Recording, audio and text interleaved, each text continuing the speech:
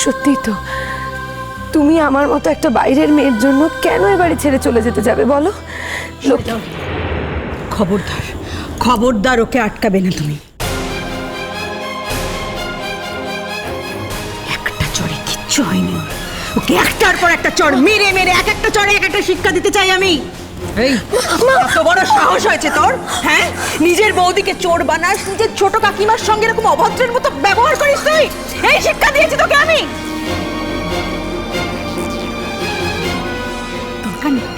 দরকার নেই আমার এমন দিন। বেরিয়ে যাক, ও এই মুহূর্তে বাড়ি ছেড়ে বেরিয়ে যাক।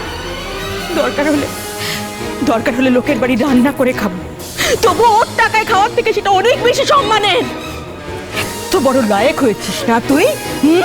এই মুহূর্তে বাড়ি ছেড়ে বেরিয়ে যা, যা বেরিয়ে যা।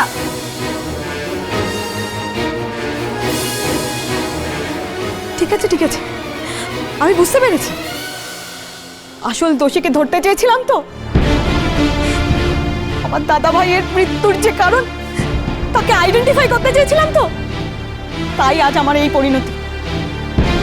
তোমাদের সবাইকে আমার চেনা হয়ে গেছে, সবাইকে।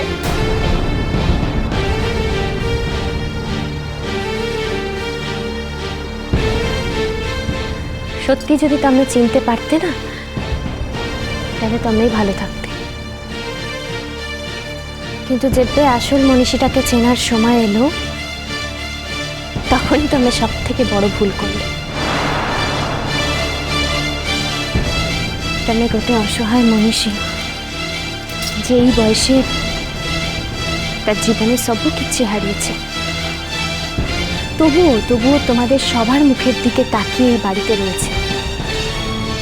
তোমরা যে তাকেই সবার সামনে এভাবে ছোট করলে তো রুমি দিদি।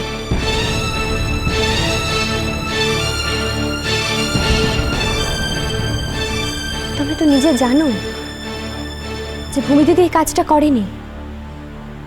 তুমি নিজে ওই টাকাটা নিয়ে ভূমি দিদির ঘরে গিয়ে রেখে এসেছিলে।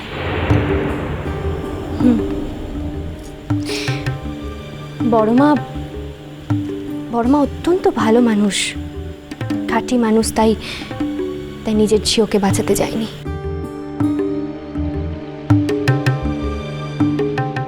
নিজের মনকে গোটেবার প্রশ্ন করে দেখো তো রুমি দিদি। তবে সেই বড়মাকে পর্যন্ত মিথ্যেবাদী বললে। নিজেকে জিজ্ঞেস করে দেখো যে মানুষটাকে তুমি এতে দোষ দিচ্ছ, সেই মানুষটা গোটে দিন যে কাজগুলো করতো, তুমি কি আজ সেই একই কাজ করছো না?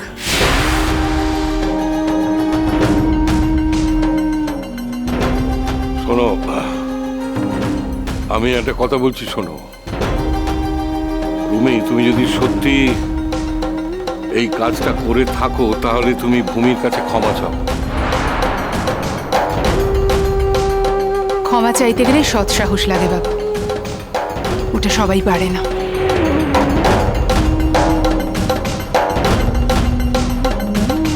এই যে তুই সবাইকে চটিয়ে বাড়ি থেকে চলে যাবি বলছিস, কে দেখবে তোকে? কার ভরসায় যাবি? বাইরের লোকের ভরসায়? যেই দেখা দেখুক, তোমাকে ভাবতে হবে না। রুমি, আমি অনেকক্ষণ থেকে বলছি, এক থাপ্পড়ে তোর গালটা কিন্তু আমি লাল করে দেবো, কিন্তু আমি করছি না। এবার কিন্তু সত্যি তাই করব।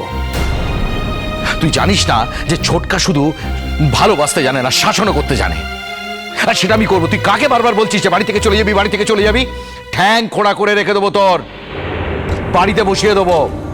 আর তোর রোজগারের দরকার নেই, তোকে রোজগার করতে হবে না, কারুর দায়িত্ব নিতে হবে না। তাতে যদি তোর বাবা মা না খেতে পায়, না পাক। আর আমিও দেখবো এই বাড়িতে থেকে আমার দাদা বৌদি না খেয়ে কিরম করে থাকে, দেখবো আমি।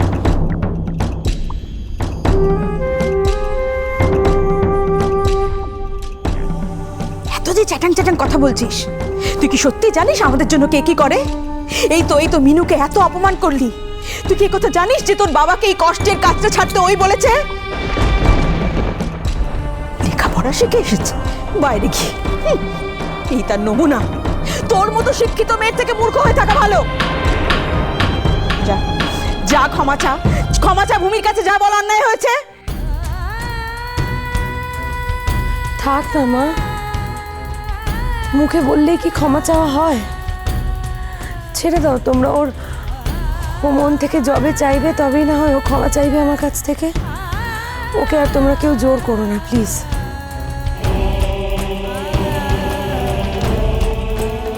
রুমি, যাও তুমি ঘরে যাও। আমি তোমাকে কথা দিচ্ছি রুমি, এই বাড়িতে আর কেউ কখনো তোমাকে এ বিষয়ে আর একটা প্রশ্নও করবে না।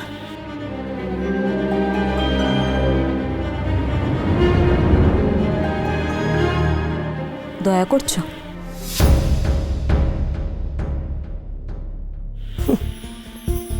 আমি তোমায় দয়া করব?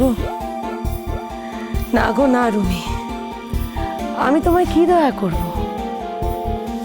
যে মানুষটাকে এখন সকলের দয়ায় বেঁচে থাকতে হচ্ছে এবং সারা জীবন অন্যের দয়াতে বেঁচে থাকতে হবে, সে আর তোমাকে কি দয়া করবে রুমি? দয়াটা আমি কিচ্ছু করছি না।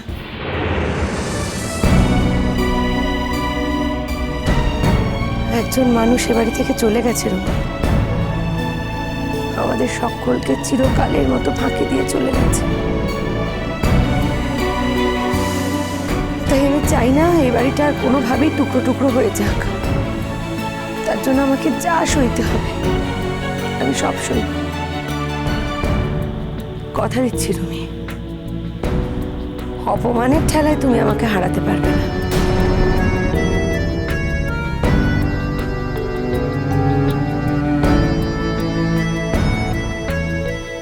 শুধু আমার একটাই কথা, এইটুকুর জন্য তুমি অন্তত এই বাড়ি ছেড়ে চলে যাওয়ার কথা ভেবো না রুমি। লক্ষ্মী মেয়ে, কথা শোনো, কোথাও যেও না রুমি।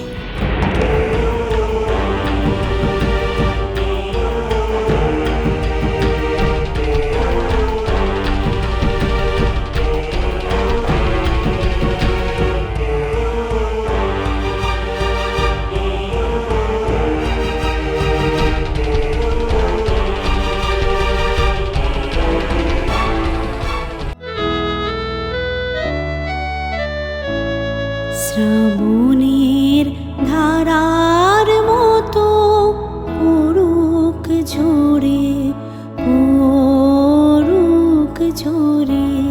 শ্রাবণের ধারার মতো পড়ুক ঝরে, পড়ুক ঝরে।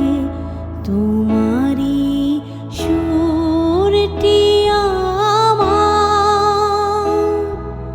বুকের পরে, বুকের পরে।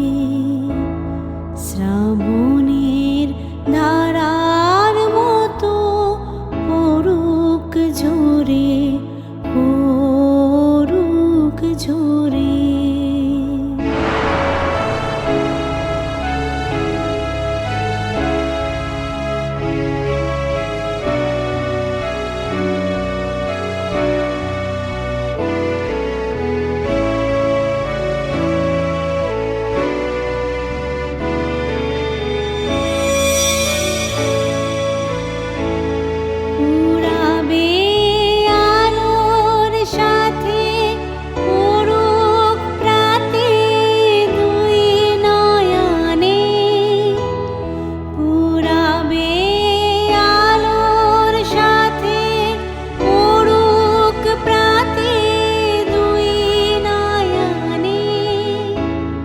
নিশীথের অন্ধকারে গভীর ধারে পড়ুক প্রাণে।